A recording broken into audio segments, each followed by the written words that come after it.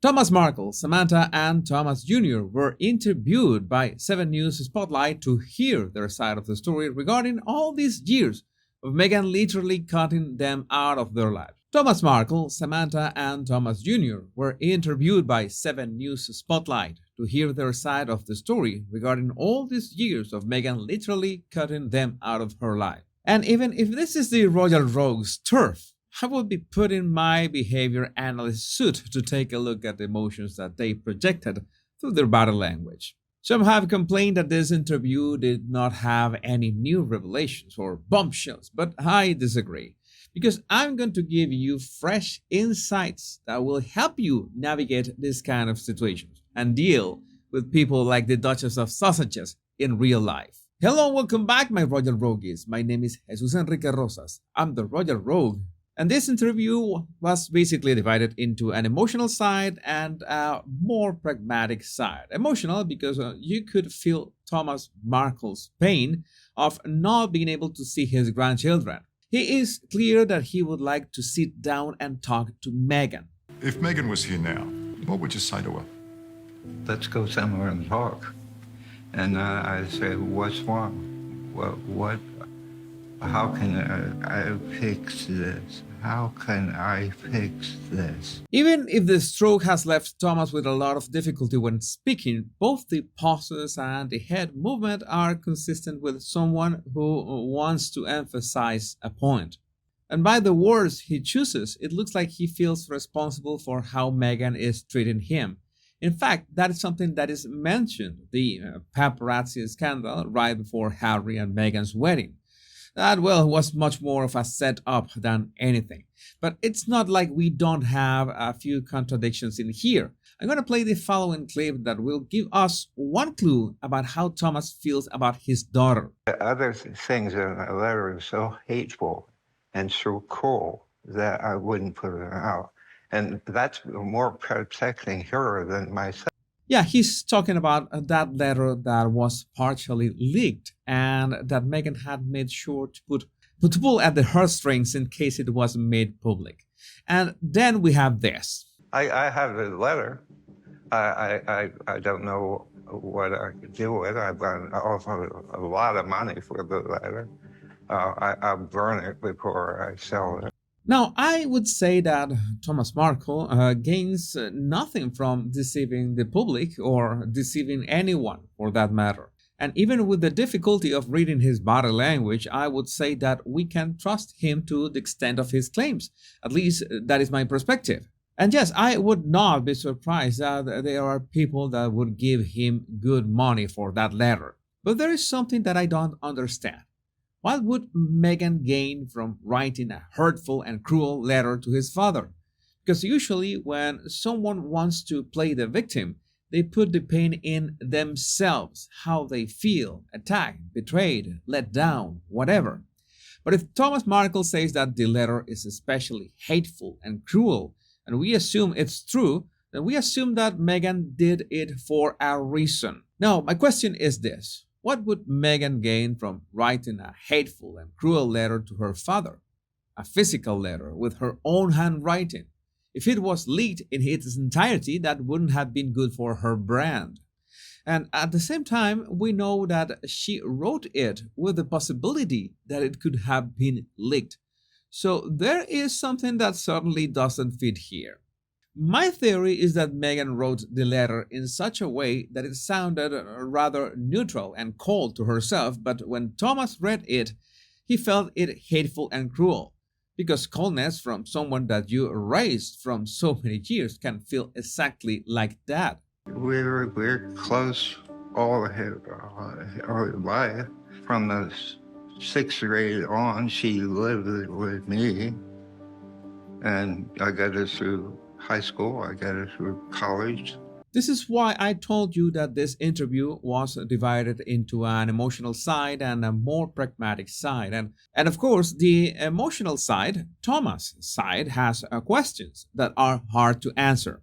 Is it worth dumping me for the rest of my life? Denying my grandchildren? Is it worth all of that? Is it worth getting rid of her father? One of the reasons it feels so odd to look at Thomas' facial expressions is because most probably it was the stroke that limited his facial expression, especially his glabella, or the area right over our noses. You can feel the pain in his words, in his voice tone, and maybe you are mimicking that sadness you hear with your own face. But we don't see it on Thomas' face simply because he cannot express that sadness with his inner eyebrows. That is something to take notice. I would take the following clip as proof that Thomas has no resentment towards Harry. It's a bit strange, isn't it? With Harry's background, if anyone would really make sure that family was connected, it would be someone like him. We would hope so. But Harry's still a boy. You can see in that shoulder shrug the hesitation when answering, and of course the answer itself that Thomas implies that what can Harry do?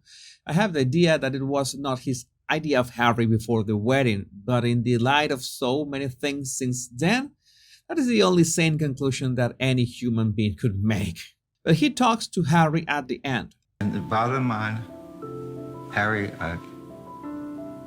nice guy. I love you for marrying my daughter. Meg, I love you.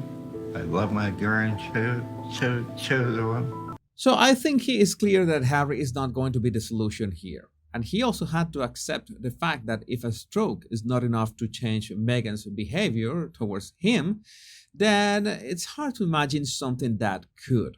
Before we talk about Samantha, let's watch one more clip from Thomas and pay attention to his facial expression at the end. I'm open to any kind of conversation. Thank you. I think Thomas Markle is a good man, and at least he deserves an explanation. But at the same time, I'm sure Samantha has explained the Meghan riddle to him, because that's exactly what she does in this clip. I believe she had a clear motive for writing family off because it would seemingly justify and perhaps delay the revelation of all of the lies that she had told the royal family. And she doubles down later on the very plausible hypothesis that, as any other person in Meghan's past transformations, she was hell-bent on burying them so she had a clean slate to write her own story for the royal grift. But why do that, Samantha? Why do that to somebody, especially your family? I'll tell you why. What she told the royal family, what she told Harry, wouldn't have jived, wouldn't have been consistent with the truth. There's one section of this interview in Samantha's words that I cannot post in its entirety for copyright reasons, but I can read it. It's the answer to the question, do you think Meghan did all this because she thought her family was not good enough? And Samantha's answer was, exactly. And I think more than that, it doesn't seem like she felt like she was good enough. That seemingly in her mind, she had to inflate who she was to garner false admiration and to be accepted by the royals, instead of saying, look, I've worked very hard. My family was upper middle class. He put me through the best schools. He did the best he could. He loved me. He sacrificed, and for that, I'm grateful. Here's how she finishes those thoughts. Instead, what she did was engage in self-glorification and leave everybody else out of the equation as if she existed in a vacuum. But definitely, Samantha said it best about a possible conversation between her and Meghan. Would you like to talk to her? I don't think she would do it without a motive. I don't think she's capable of empathy, remorse, or shame. I don't think she could feel enough to apologize. I'm sure that knowing Meghan for years and having a bird's eye view of their relationship and Meghan's relationship with their father, this is the only possible conclusion she can think of. Because seriously, what could have been the trigger of that abandonment? This is what I could see upon a first watch of this interview. I will give it a second watch, and if I have further insights, maybe I could make a second video. In the meanwhile, I would love to know what you think about this in the comments. And remember that you have less than 60 minutes left to get the Royal Rogues unique limited edition merch for King Charles' coronation. Only 60 minutes from the moment this video is published and it's gone. My wonderful 109,000 Royal Rogues, plus the 400,000 who haven't subscribed yet. I love you all. Remember to like this video and the two most important words, much love and bliss.